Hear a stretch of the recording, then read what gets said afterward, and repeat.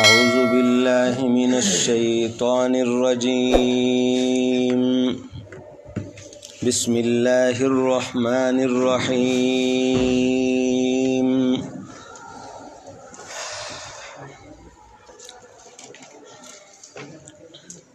للہ ما فی السماوات وما فی الارض وَإِن تُبْدُوا مَا فِي أَنفُسِكُمْ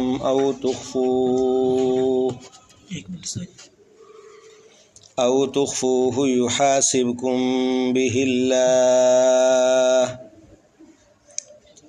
فَيَغْفِرُ لِمَن يَشَاءُ وَيُعَذِّبُ مَن يَشَاءُ واللہ علی کل شیء قدیر۔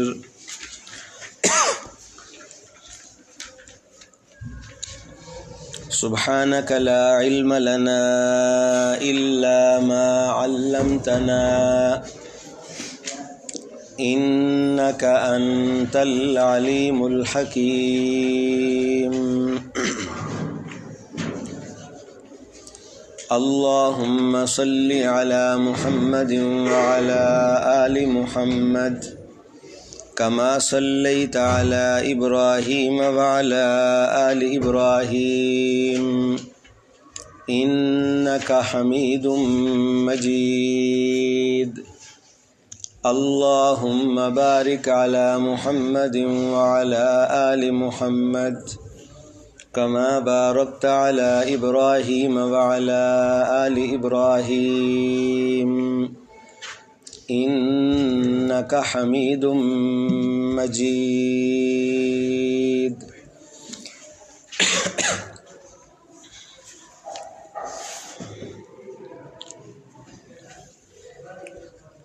سورۃ البقرہ 4 حصوں پر مشتمل قرآن مجید کا طویل ترین مقدمہ ہے۔ پہلا حصہ آیت نمبر 96 تک، اس میں بیان ہے اثبات توحید لا الہ الا اللہ۔ دوسرا 176 تک، اس میں بیان ہے اثبات رسالت محمد الرسول اللہ۔ تیسرا حصہ آیت نمبر 253 تک، اس میں بیان ہوا جہاد فی سبیل اللہ اور اس کی منازل۔ چوتھا حصہ آیت نمبر 254 سے 286 تک۔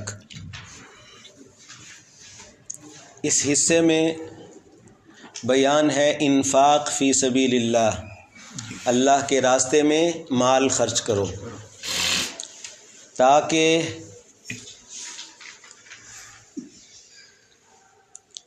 کفر کا خاتمہ ہو سکے، اسلام کے خلاف جو رکاوٹیں کھڑی کی گئی ہیں انہیں ختم کیا جا سکے،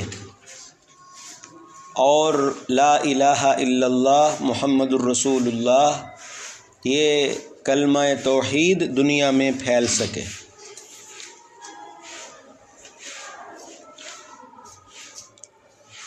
کل کے سبق میں سارا بیان انفاق فی سبیل اللہ کا ہوا ہے، اللہ کے راستے میں دین اسلام کی ترقی کے لیے مال خرچ کرنا، جسے انفاق کہتے ہیں، اور انفاق کے متعلق بہت سارے مسائل کا بھی تذکرہ کل کے سبق میں ہوا۔ انفاق اور خرچ کرنے کے لیے جتنے الفاظ ہیں وہ سارے کل آپ نے پڑھ لیے۔ انفاق، نفلی صدقہ، زکوٰۃ، نذر، قرض وغیرہ۔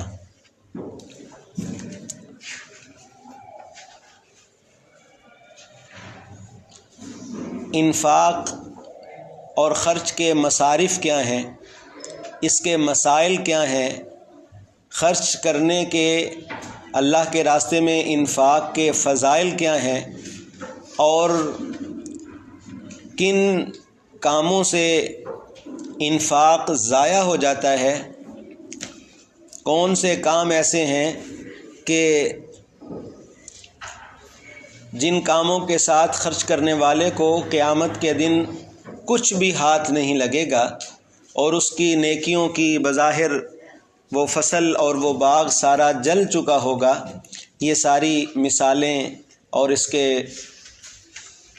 مجمل احکامات وہ کل کے درس میں بیان ہو چکے ہیں۔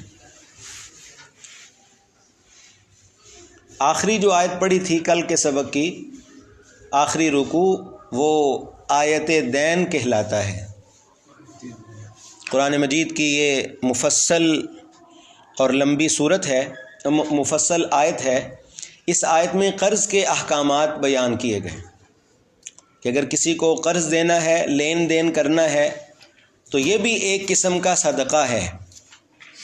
قرض کو یہاں اس مناسبت سے ذکر کیا ہے کہ قرض بھی ایک قسم کا صدقہ ہے، اور قرض دینے والے کو جس نے اپنے کسی مسلمان بھائی کی پریشانی دور کی ہے، وقتی پریشانی، تو اس قرض دینے والے کو صحیح احادیث کے مطابق یومیہ، روزانہ اتنے پیسے خرچ کرنے کا اللہ کی طرف سے ثواب ملتا ہے۔ تو قرض بھی ایک قسم کا صدقہ ہے، تو اس لیے قرض کے مسائل آخری آیت میں مفصل بیان کیے گئے۔ ترجمے میں کل آپ نے وہ مسائل کچھ سن لیے، اور پھر رہن کا ذکر بھی کیا گیا۔ رہن بھی بولتے ہیں، عام طور پہ اردو میں اس کو رہن بولتے ہیں، رہن رکھنا، یعنی اگر کوئی چیز، اگر سفر میں کہیں قرض کی ضرورت پڑی ہے انسان کو، تو انسان اپنی کوئی قیمتی چیز اگلے کے پاس رکھ کے، موبائل، انگوٹھی، گھڑی، کوئی چیز ایسی رکھ کے اس سے قرض لے، اس کو رہن کہا جاتا ہے۔ تو رہن کا بھی کل کے سبق میں ذکر ہوا۔ آج کے سبق میں آخری رکوع ہے سورۃ البقرہ کا، اور یہ چھوٹا سا رکوع، اللہ رب العزت نے اس رکوع میں پوری سورت کا نچوڑ نکالا ہے۔ چونکہ ایک طویل نشست تھی، طویل ایک مجلس تھی سورۃ البقرہ کی، اور وہ مجلس اب ختم ہونے لگی ہے، سورۃ البقرہ تکمیل کے مراحل میں ہے، تو اللہ رب العزت نے پوری سورۃ البقرہ کا سبق آخری رکوع میں پھر سے دہرایا۔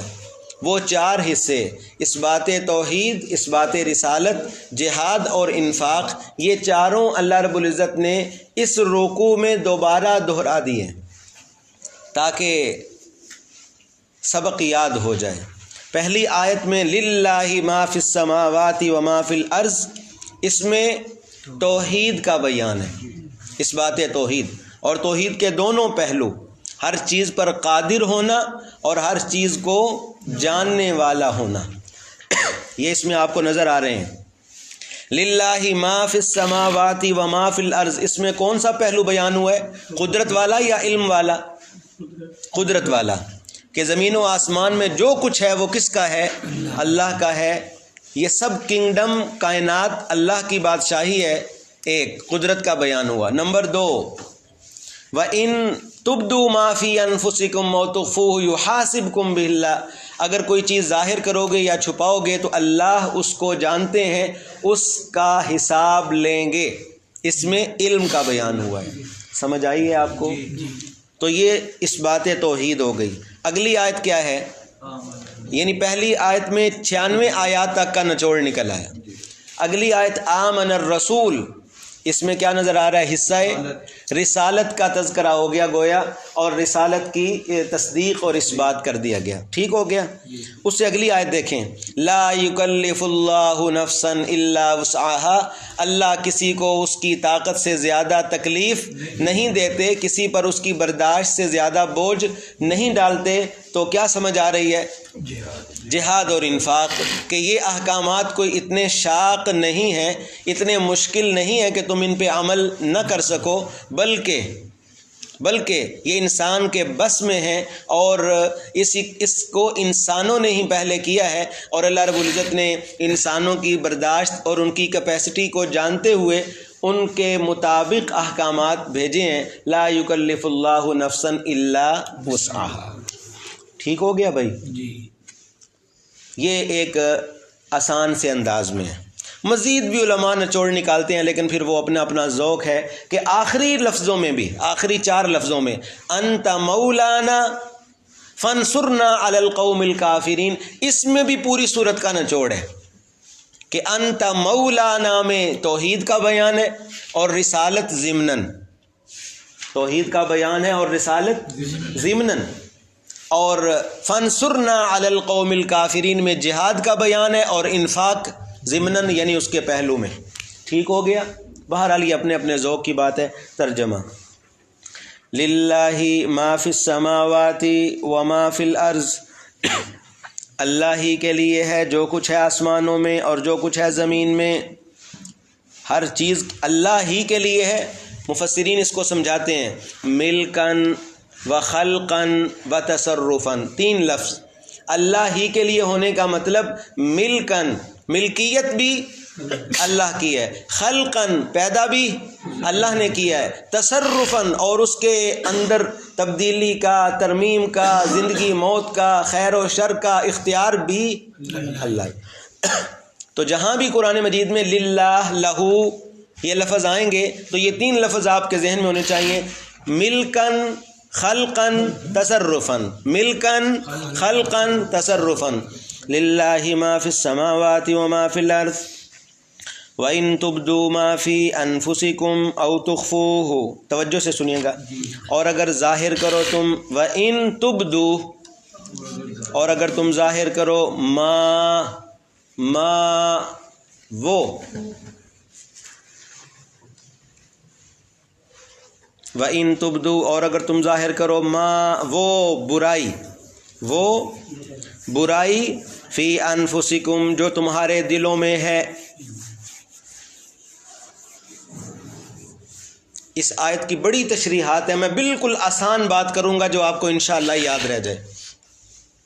ما فی انفسکم، جو کچھ تمہارے دلوں میں ہے اسے تم ظاہر کرو، ایسا ہم ترجمہ کریں گے جس پر کوئی اشکال نہیں آئے گا، کوئی اشکال نہیں آئے گا، ایسا ترجمہ پہلے نمبر پہ وہ کرنے لگا ہوں کہ بالکل آیت آپ کو سمجھ آتی جائے گی، کوئی سوال ہی نہیں پیدا ہوئے گا کسی کے ذہن میں۔ اب وہ ترجمہ سنیں، پہلا، اور اگر تم ظاہر کرو گے، ما فی انفسکم، وہ جو تمہارے دلوں میں ہے، ما فی انفسکم سے مراد لیں شرک فعلی، ما فی انفسکم سے مراد لیں شرک فعلی، ٹھیک ہے، او تخفوہ، یا تم اس کو چھپاؤ۔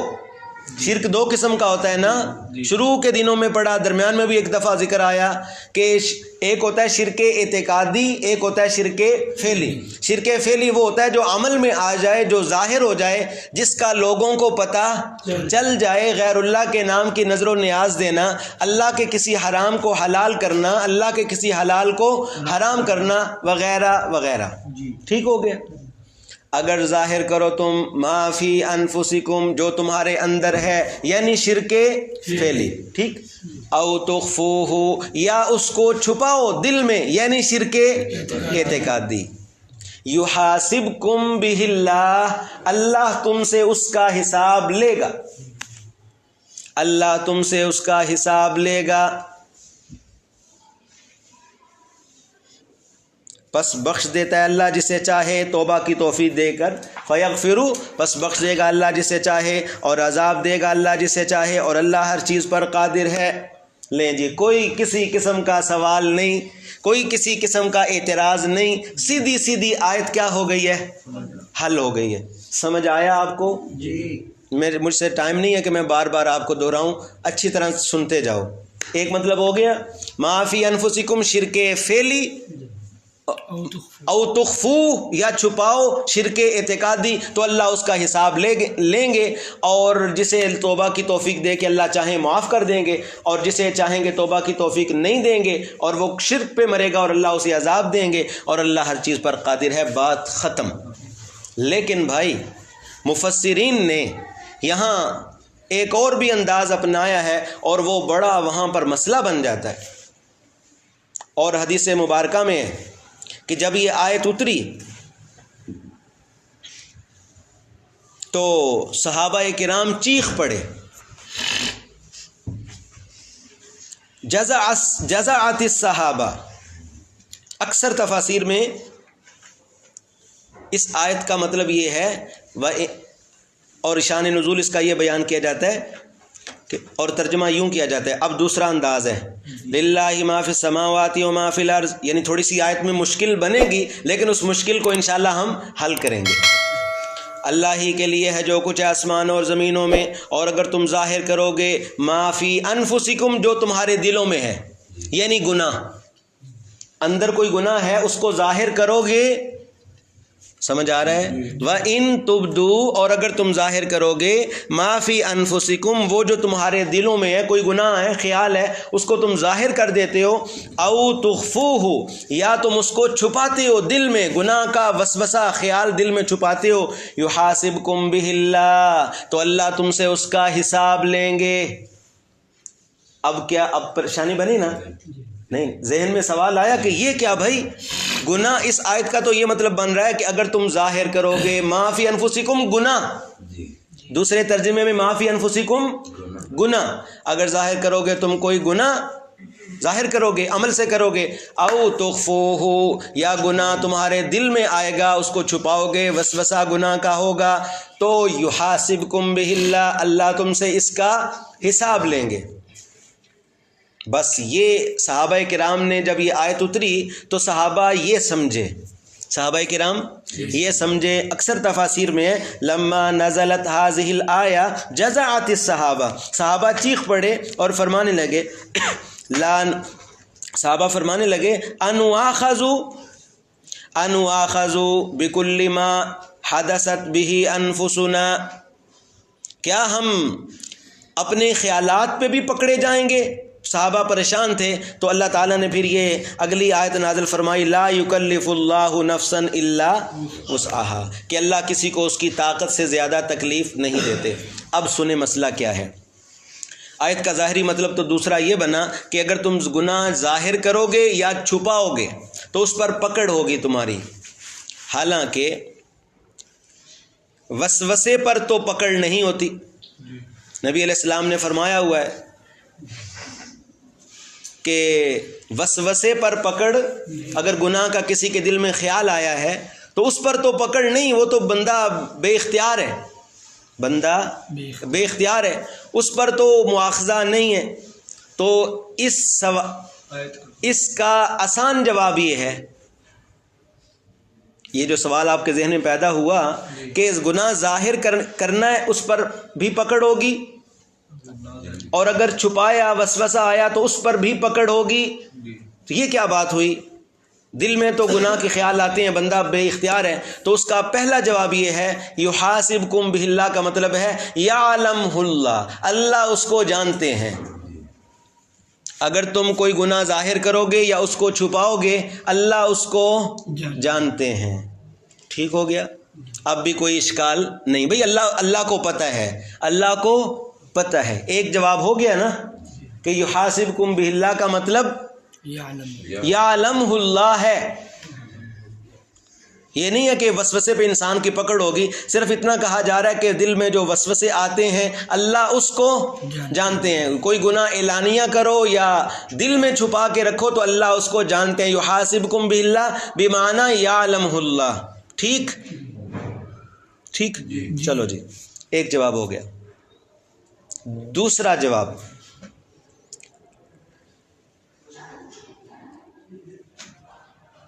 اس آیت میں جو یہ کہا گیا کہ اگر تم کوئی عمل ظاہر کرو یا اس کو چھپاؤ،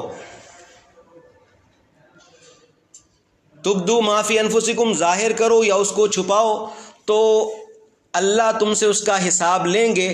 اس سے مراد وسوسہ ہی ہے، تیسرا مطلب آ رہا ہے. لیکن وسوسے کی چوتھی اور پانچویں قسم مراد ہے، وسوسے کی چوتھی پانچویں قسم مراد ہے، وسوسے کی ابتدائی سٹیج مراد نہیں ہے. ٹھیک ہو گیا؟ وسوسے کی کئی اقسام ہوتی ہیں، وسوسے کی، انسان کو جو گناہ کے وسوسے آتے ہیں ان کی کئی اقسام ہیں. پہلی قسم اس کو کہتے ہیں حاجس، ہا دو آنکھوں والی اور آگے جس، حاجس. مشکات شریف میں ابتدائی حدیث میں انما الاعمال بالنیات پر، جو پہلی حدیث اکثر کتابوں میں انما الاعمال بالنیات ہوتی ہے، تو اس کے جو شارحین ہیں، شرح کرنے والے، وہ ان 5 قسموں کو شروع حدیث کی تشریح میں ذکر کرتے ہیں کہ مراتب القصد خمس حاجس ذکر، یہ شعر ہے نا، شعر میں جمع کی ہوئی ہیں، شعر سے آسانی سے یاد ہو جاتا۔ مراتب القصد خمس حاجس ذکر فخاطر فحدیث النفس فاستمع یلیہ ہم فعزم کلها قد رفعت سوى الاخیر فان الاخذ قد وقع۔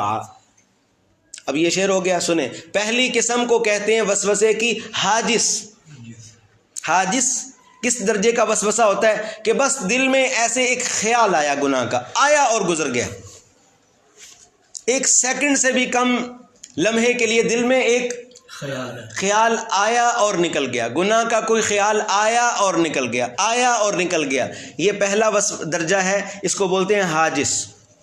دوسرا درجہ وسوسے کا، اس کو بولتے ہیں خاطر۔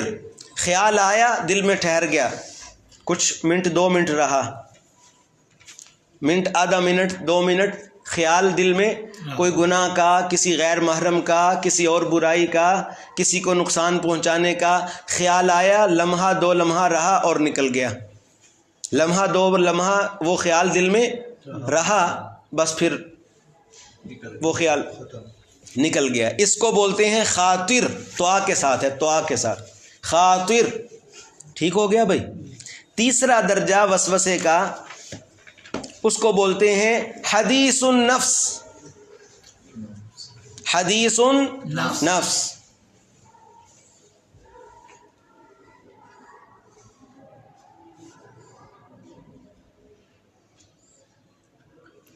ٹھیک ہو گیا بھائی؟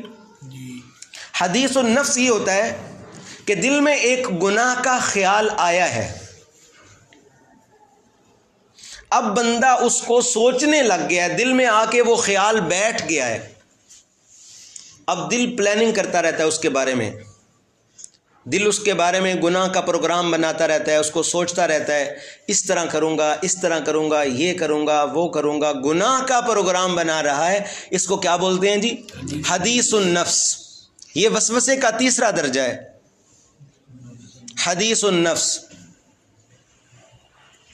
ٹھیک ہو گیا؟ چوتھا درجہ ہے وسوسے کا، اس کو بولتے ہیں ہم، ہا کے ساتھ، ہم، 2 آنکھوں والی ہا، ہم یہ ہوتا ہے کہ وہ خیال دل میں اتنا پختہ ہوا ہے کہ اب بندہ اس خیال کو عملی نتیجہ پہنچانے کی فکر میں ہے۔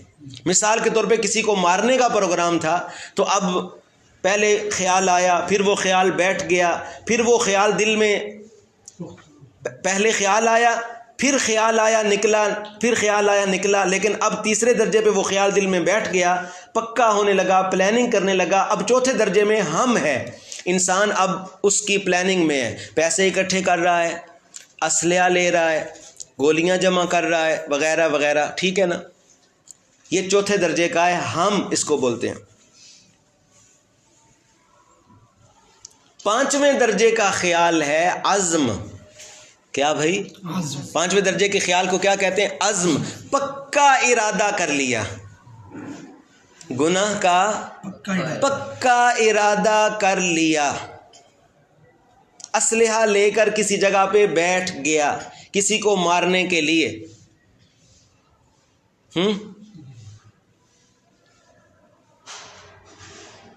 اب اگر وہ بندہ نہیں بھی آیا، ٹارگٹ جو تھا وہ آیا ہی نہیں، اس دن اس نے رستہ بدل لیا، کوئی اور ہو گیا، وہ الگ بات ہے، لیکن یہ بندہ پوری تیاری کر کے اس خیال کے نتیجے میں اسلحہ لے کر اس کو مارنے کے لیے عزم کر چکا ہے، بیٹھ گیا ہے، یہ 5ویں درجے کا ہے، اس کو کیا بولتے ہیں؟ عزم۔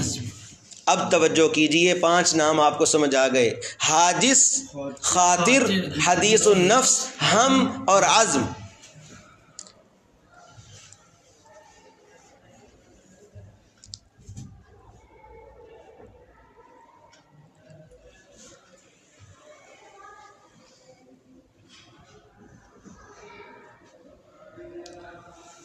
پہلے 3 قسموں کا ارادہ، مختصر کرنے لگا ہوں بھائی، پہلی 3 قسموں میں اگر کوئی کسی بندے کا خیال رہے، چاہے نیکی کا رہے چاہے گناہ کا رہے، نیکی کا خیال پہلے 3 درجوں میں رہے وہ اس پر ثواب نہیں ملتا۔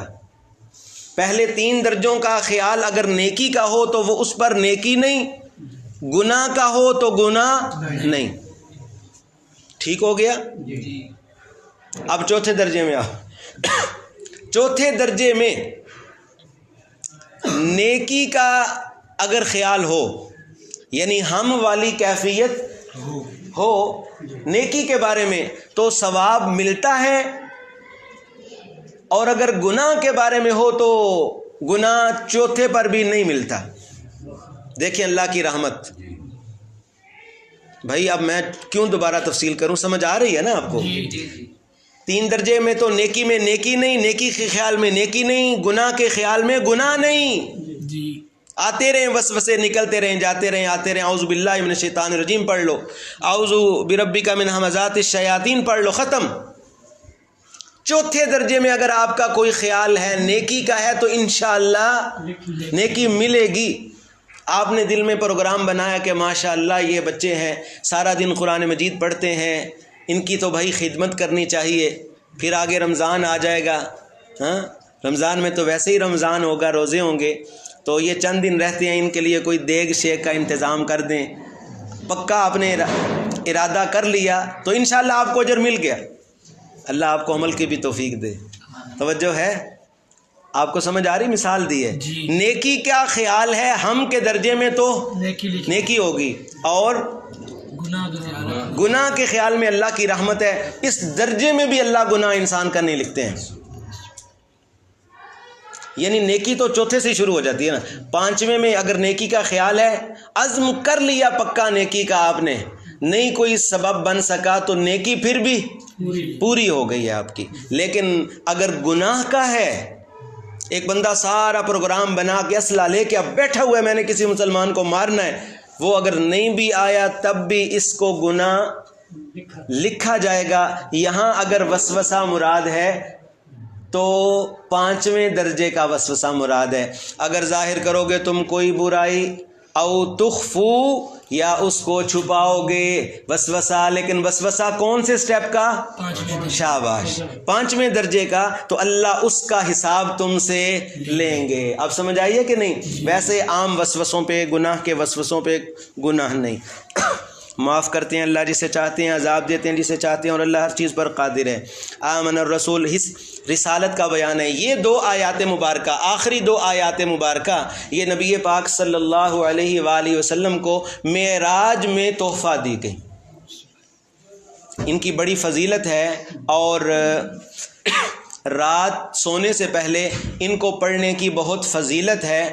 اور حدیث مبارکہ کے اندر آتا ہے کہ جس نے سورۃ البقرہ کی آخری 2 آیات تلاوت کی رات کو سونے سے پہلے تو کفتاہ، یہ دونوں آیات اس کے لیے رات بھر کے لیے کافی ہو جائیں گی۔ جنات، شیطانی اثرات سے حفاظت کے لیے بھی ان کی بڑی ضرورت ہے،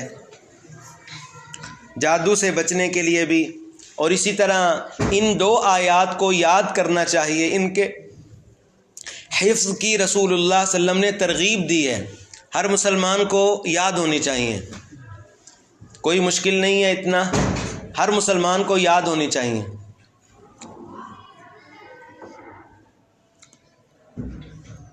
اور ان 2 آیات کو پڑھ کے دعا کی جائے تو دعا کی قبولیت میں قبولیت کے امکانات بڑھ جاتے ہیں۔ رسالت کا ذکر، آمن الرسول بما انزل الیہ من ربہ والمؤمنون، رسول خود بھی ایمان لائے۔ آمن الرسول کا مطلب رسول خود بھی ایمان لائے۔ بھائی رسول تو ایمان کے داعی ہوتے ہیں، انہوں نے تو ایمان کی دعوت دینی ہوتی ہے، تو یہ کیا مطلب ہوئی کہ وہ ہوا کہ رسول خود ایمان لائے؟ تو جواب یہ ہے کہ اس میں ایمان کی شرافت کا ذکر ہے، کہ ایمان اتنی شرافت اور عزت والی چیز ہے کہ رسول خود بھی ایمان لائے ہوئے۔ آمن الرسول، رسول خود بھی ایمان لائے اس کتاب پر جو اتاری گئی ہے ان کی طرف، ان کے رب کی طرف سے، اور ایمان والے بھی۔ انہوں نے بھی تصدیق کی، رسول نے بھی اور ایمان والوں نے بھی تصدیق کی، سب کے سب ایمان لائے اللہ پر، فرشتوں پر، کتابوں پر، رسولوں پر۔ لا نفرق بین احد من رسلی، ہم تفریق نہیں کرتے۔ اللہ تعالیٰ ایمان والوں کو یہ سکھا رہے ہیں کہ یوں کہو کہ لا نفرق بین احد من رسلی، ہم تفریق اور جدائی نہیں کرتے کسی ایک کے درمیان بھی اس کے رسولوں میں سے۔ اب یہ جو آخری کچھ سینٹنس رہ گئے ہیں، جملے ہیں آخری، ان میں یہودیوں پر ٹھیک ٹھاک رد ہے۔ توجہ، آخری جملوں میں یہودیوں پر ٹھیک ٹھاک رد پڑیں گے، کیونکہ صورت میں زیادہ تر جو مخاطب رہا گیا ہے وہ کس سے رہا گیا ہے جی؟ بنی اسرائیل سے، یہود سے۔ تو ان جملوں میں اگر آپ غور کریں گے تو پوری صورت کا عکس نظر آ جائے گا ان جملوں میں ہی۔ یہودیوں نے کیا کہا تھا؟ نؤمن ببعض ونکفر ببعض، ہم بعض پر ایمان لاتے ہیں اور بعض کا انکار کرتے ہیں۔ یہودیوں نے کیا کہا تھا؟ اب صورت میں غور کریں، نؤمن بما انزل علینا ویکفرون بما وراءہ، ہم صرف اپنی کتاب پر ایمان لاتے ہیں اور باقی ساری چیزوں کا انکار کرتے ہیں۔ پڑھا ہے پہلے پارے میں کہ نہیں کہ ہم اپنی کتاب پر ایمان لاتے ہیں اور باقی سب چیزوں کا انکار کرتے ہیں۔ اللہ نے ایمان والوں کو اس کے برعکس چیز سکھائی ہے کہ تم یوں کہو، لا نفرق بین احد من رسلی، ہم نہیں جدائی ڈالتے کسی ایک کے درمیان بھی اس کے رسولوں میں سے۔ وقالوا سمعنا واطعنا، اور وہ خوش نصیب ایمان والے وہ ہیں جو یہ کہتے ہیں سمعنا واطعنا، ہم نے سن لیا اور اطعنا مان لیا۔ یہودیوں نے کیا کہا تھا؟ سمعنا وعصینا، سورت کے اندر غور کرو، سن لیا لیکن دل میں کہا مرضی سے مانیں گے، نہیں مانتے۔ ایمان والے کہتے ہیں سمعنا واطعنا، اللہ تعالی ہمیں ایسا ہی بنا دے، ادھر سنا ادھر عمل، ادھر سنا ادھر عمل، بس دیر نہیں لگانی۔ اور قرآن مجید کو اس نیت سے پڑھنا ہے کہ اللہ ہمیں عمل کی توفیق دے دے۔ سمعنا واطعنا، ہم نے یا اللہ ہم نے آپ کا قول سن لیا، واطعنا سمعنا قولک واطعنا امرک غفرانک ربنا، اے ہمارے رب ہم آپ سے آپ کی بخشش طلب کرتے ہیں۔ غفرانک، یہ بڑی مقبول اور جامع دعائیں ہیں، یہ وہ دعائیں ہیں جو اللہ تعالیٰ خود اپنے بندوں کو سکھا رہے ہیں۔ تو ان کی قبولیت کتنی زیادہ ہوگی؟ ایک درخواست آپ لکھ کر لے جائیں کسی آفس میں اپنے الفاظ میں اور اپنی فیلنگز میں، یہ ہمارے سامنے بیٹھے ہیں الحمدللہ یہ چیزیں جانتے ہیں۔ ایک درخواست میں لکھ کے جاتا ہوں آپ کے آفس میں دیتا ہوں آپ کو، اور ایک وہ ہے جو میں آفس جاتا ہوں آفس سے اندر مجھے لکھی ہوئی ملتی ہے کہ یہ اس پر اپنا صرف آخر میں نام لکھو اور اندر بھیجو۔ کون سی جلدی قبول ہوگی؟ جو آفس سے ملے گی، ایسے ہی ہے نا؟ تو یہ وہ دعائیں ہیں کہ جو اللہ کی طرف سے اللہ کے آفس میں سے ملی ہوئی ہیں، لوح محفوظ سے آئی ہوئی ہیں۔ یہ وہ دعائیں ہیں کہ جہاں ان دعاؤں نے جانا ہے یہ وہیں سے آئی ہوئی ہیں، ان کی قبولیت کا امکان بہت زیادہ ہے۔ تو ان دعاؤں میں کہیں واسطہ، وسیلہ، طفیلہ نظر آتا ہے آپ کو؟ نہیں۔ فلاں کے طفیل سے، فلاں کے واسطوں سے، وسیلوں سے، ایسے جاہل بھی ہیں جو ایسی دعائیں کرتے ہیں، فلاں کے واسطوں سے، فلاں کے وسیلوں سے، فلاں کے طفیل اور فلاں کے پتہ نہیں کیا سے کیا، فلاں کے بے حرمتی، فلاں کے بے حرمت اور فلاں، نہیں، غلط ہے۔ یہ دعائیں ہیں۔ حضرت شیخ مولانا حسین علی صاحب رحمہ اللہ فرمایا کرتے تھے، چون خدا از خود سوال گد کند، چون خدا از خود سوال گد کند، وہ دعائیں جو اللہ نے فقیروں کو خود سکھلائی ہیں، آن سوال خیش را چون رد کند، جو دعائیں اللہ نے خود اپنے بندوں کو سکھائی ہیں، ان دعاؤں سے اگر کوئی بندہ اللہ سے دعا مانگے گا تو اللہ کیسے رد کریں گے؟ نہیں رد کریں گے، قبولیت کے امکان زیادہ ہو جائیں گے۔ اے رب ہم آپ سے بخشش مانگتے ہیں، غفرانہ کا، غفرانہ کا۔ ایمان والے تو یہ کہتے ہیں غفرانہ کا، اللہ فرماتے ہیں اسی کے ساتھ ملتا جلتا میں نے بنی اسرائیلیوں کو دیا تھا لفظ، کیا؟ سورت بھول گئے؟ حتتن، حتتن کا کیا مطلب بتایا تھا پہلے پارے میں؟ استغفر اللہ، شاباش، وہی نا غفرانہ کا، عربی میں وہی ہے نا غفرانہ کا. میں نے ان کو غفرانہ کا دیا تھا، میں نے ان کو غفرانہ کا دیا تھا، لیکن انہوں نے حتتن کی بجائے ہنتتن بنا دیا.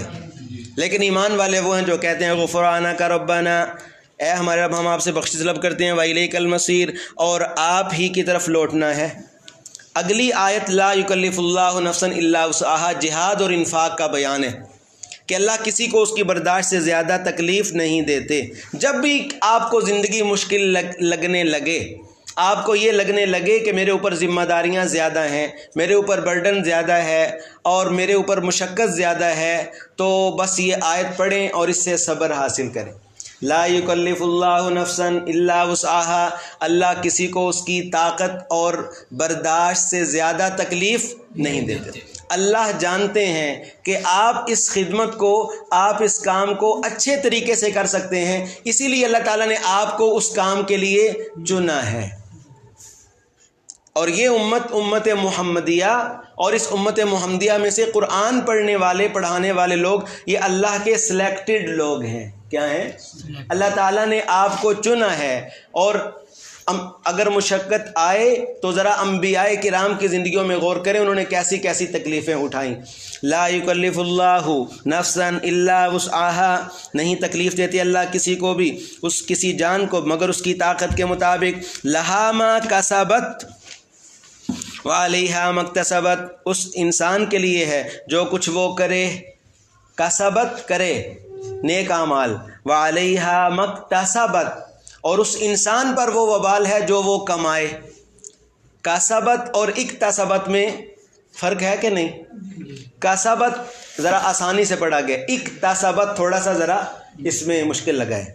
تو کسبت علماء فرماتے ہیں کہ یہ نیکیوں کے لیے بولا گیا ہے. کس کے لیے؟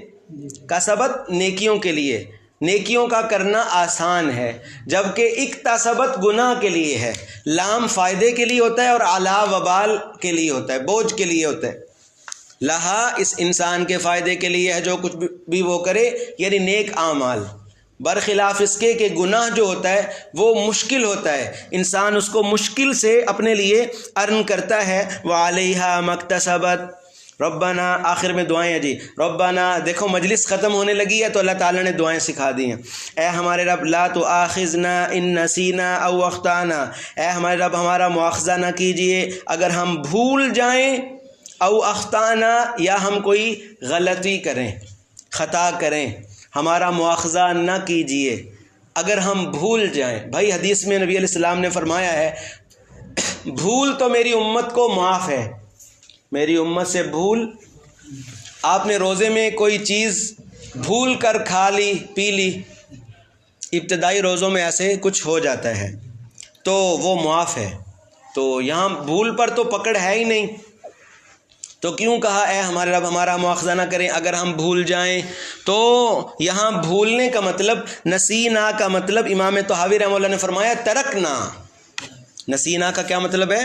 بھول کر ہم اگر کسی کام کو چھوڑ دیں، کوئی عبادت ہم سے رہ جائے تو اس پر ہمارا مواخذہ نہ کیجیے. او اخطانا، یا یہ کہ ہم کوئی خطا کریں.